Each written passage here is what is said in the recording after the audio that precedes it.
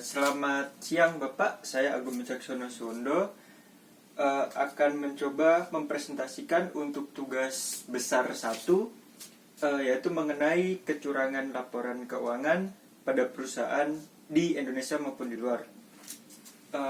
Pada kesempatan kali ini saya kebagian untuk mempresentasikan tentang perusahaan Indosat gitu. Saya langsung saja. Transaksi derivatif terindikasi merupakan rekayasa keuangan yang dilakukan Indosat untuk membuat seolah-olah mengalami penurunan laba. Buktinya, menurut hasil audit kantor akuntan publik Ernst & Young, tidak ditemukan dokumentasi formal yang menyatakan dilakukannya perhitungan risiko oleh Indosat dalam transaksi ini.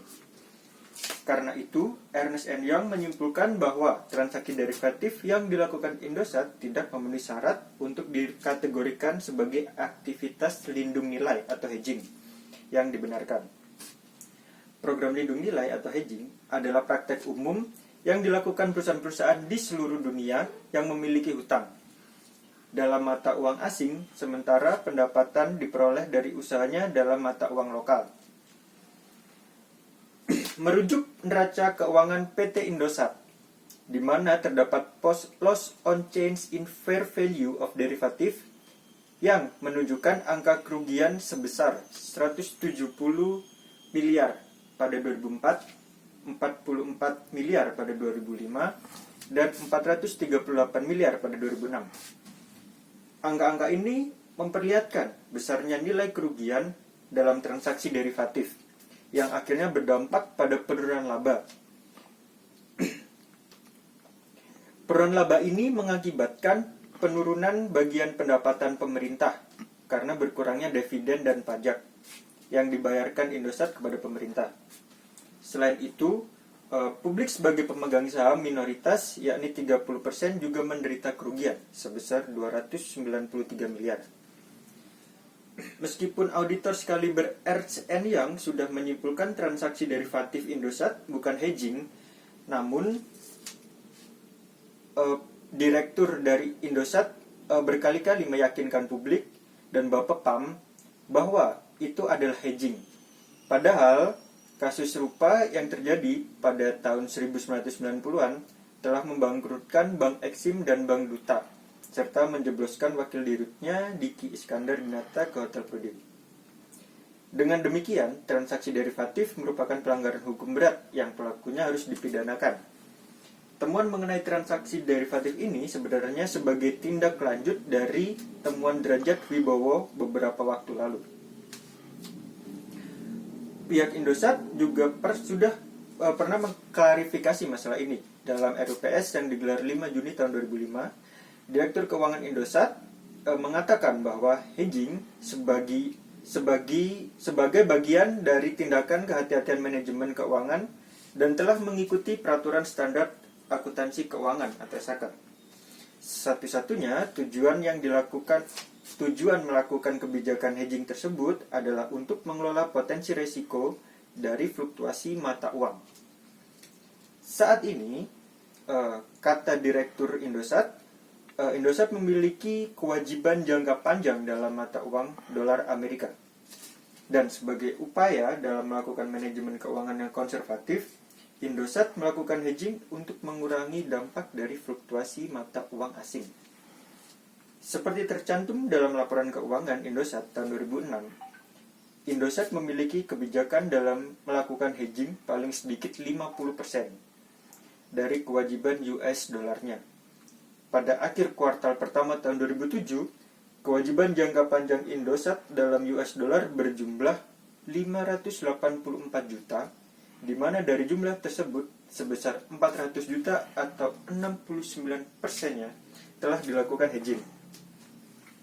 Dalam standar akuntansi PSAK nomor 55 atau SAK 55 tentang akuntansi instrumen derivatif dan aktivitas lindung nilai, derivatif dapat diakui dalam 2 cara pengakuan, yaitu sebagai program lindung nilai atau program bukan lindung nilai. Perbedaannya ialah transaksi tersebut akan dicatat langsung ke dalam neraca atau laporan rugi laba. Perusahaan melakukan kontrak lindung nilai untuk mengurangi risiko nilai tukar mata uang. Dalam pelaporannya, Indosat mengakui transaksi ini sebagai program bukan lindung nilai, sebagaimana yang diperbolehkan oleh SAK. Dan karenanya, dampak dari transaksi ini akan langsung dicatat ke dalam laporan perkiraan laba rugi. Menurut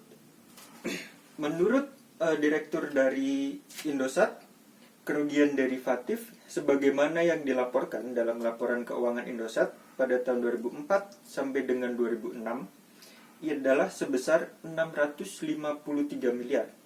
Porsi yang belum terrealisasi adalah transaksi atas nilai pasar wajar atau mark to market yang berjumlah lebih dari 50%. Direktur dari Indosat juga menjelaskan, transaksi nilai pasar wajar merupakan dampak adanya fluktuasi nilai tukar dari waktu ke waktu dari tahun 2004 ke tahun 2006. Direktur dari Indosat mengatakan, telah mengungkapkan informasi yang bersifat material dari program lindung nilai ini dalam laporan keuangan yang telah disampaikan ke Badan Regulasi Pasar Modal di Indonesia dan di Amerika dan juga kepada para pemegang saham pada RUPS tahun 2006. Penyimpangan tender dan penggelapan pajak. Sementara itu, mengenai penyimpangan tender, Direktur Auditor mengatakan peristiwa itu terjadi pada proyek ekspansi jaringan radio GSM pada 2005. Akibatnya, muncul perlakuan tidak adil kepada peserta tender, yaitu dipilihnya kontraktor yang menawarkan harga lebih tinggi dan digudangkannya 1.400 BTS bekas Alcatel. Penggudangan BTS ini berpotensi merugikan Indosat sebesar 124 miliar. Lalu, untuk penggelapan pajak terjadi pada program Free Talk yang berlangsung sejak April 2006 hingga sekarang. Menurut auditor, program ini bersifat promosi dan tidak termasuk kategori diskon, sehingga harus terkena pajak. Namun, kata dia, Indosat tidak pernah membayar pajak tersebut. Akibatnya, negara dirugikan sekitar 70 miliar. Free Talk merupakan fitur untuk mentari produk dari Indosat.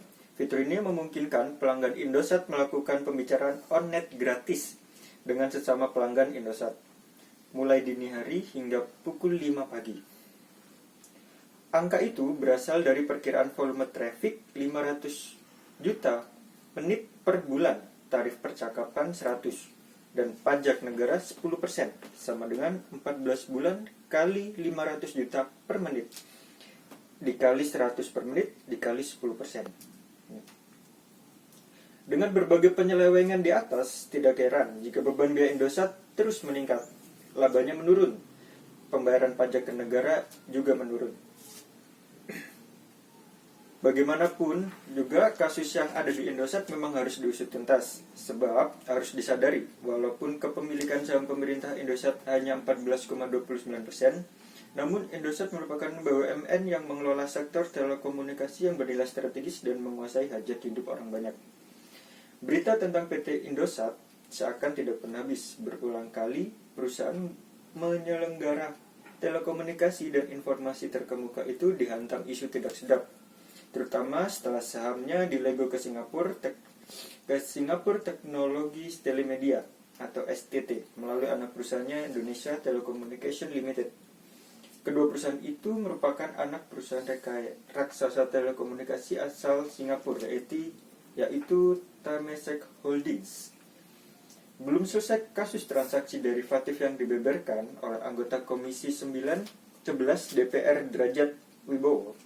Kali ini, beberapa orang direksi itu dilaporkan ke Mabes Polri oleh seorang anggota DPD dan sejumlah ormas di Jakarta.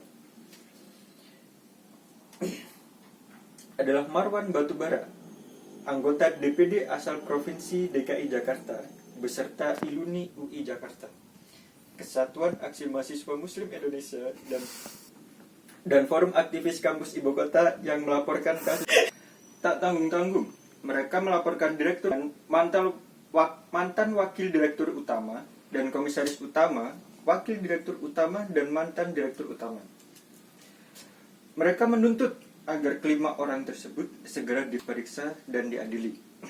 Kelimanya dianggap bertanggung jawab terhadap dugaan rekayasa keuangan yang dilakukan manajemen Indosat dalam transaksi derivatif perusahaan itu. Transaksi tersebut telah menyebabkan hilangnya potensi penerimaan pajak yang merugikan negara setidaknya 323 miliar. Di samping itu, dalam laporannya, pria yang tengah memperkarakan divestasi Indosat ini juga meminta pihak polisi untuk mengusut berbagai penyimpangan tender dan penggelapan pajak yang dilakukan Indosat sejak tahun 2004 hingga saat ini.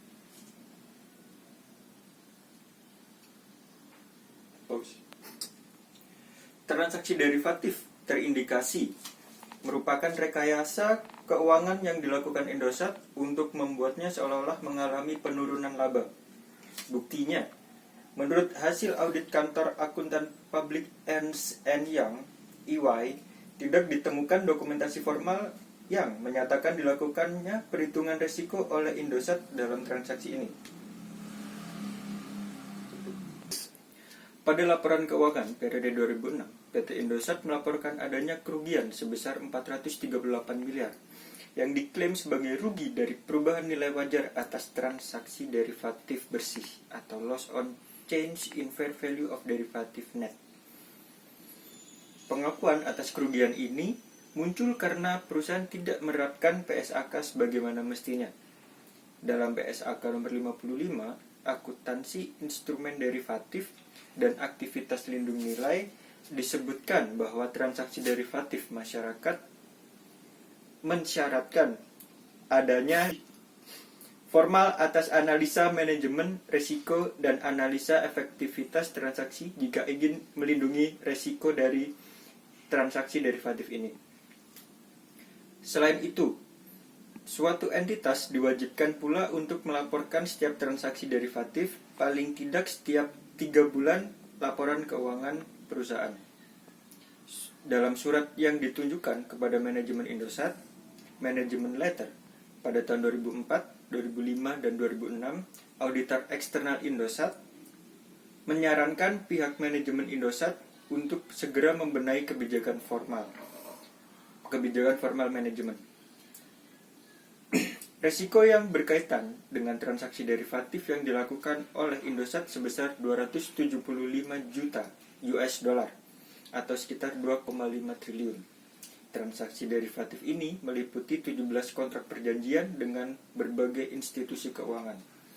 Kasus ini memberikan contoh dari besarnya kerugian yang harus ditanggung oleh perusahaan di Indonesia diakibatkan tidak adanya analisa yang memadai terhadap transaksi derivatif yang akan dilakukan.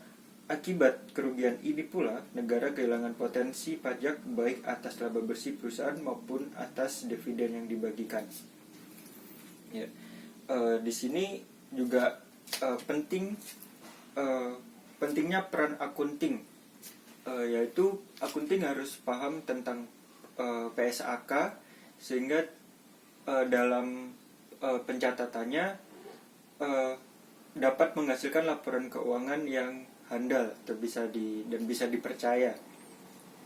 Itu untuk mencegah kejadian serupa di masa depan, ya tentu saja untuk profesi akuntan harus paham tentang peraturan-peraturan akuntansi yang ada serta mengikuti perkembangan dari PSAK yang baru.